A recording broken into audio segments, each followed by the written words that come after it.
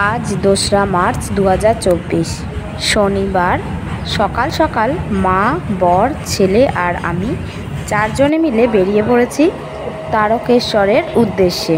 Gobra station থেকে train ধরে কামারকুণ্ডু যাব। ওখান থেকে ট্রেন বদলে চলে এসেছি তারকেশ্বরে। পৌঁছে গেছি বাবা তারকনাথ ধামের একদম সামনে।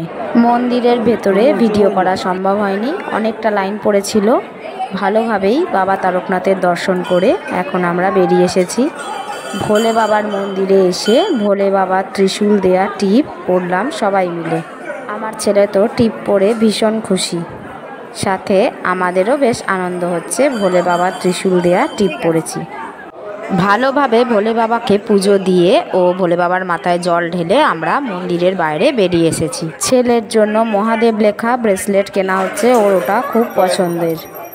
মন্দিরের বাইরে ঘুরে বেড়াচ্ছে অনেক শিশু ভোলেনাথ।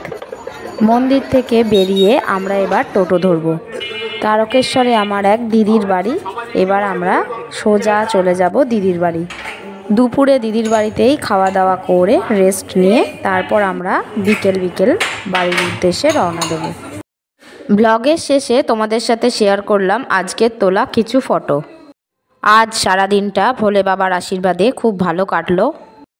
ভাইয়ের পরীক্ষা চলছে, তাই ভাই আর বাবা আসেনি, ওরা এলে আরও ভালো লাগতো। দেখা হবে আবার অন্য কোনো ব্লগে। তোমরাও ভালো থেকো, আমরাও ভালো থাকি। এখনকার মতো টাটা।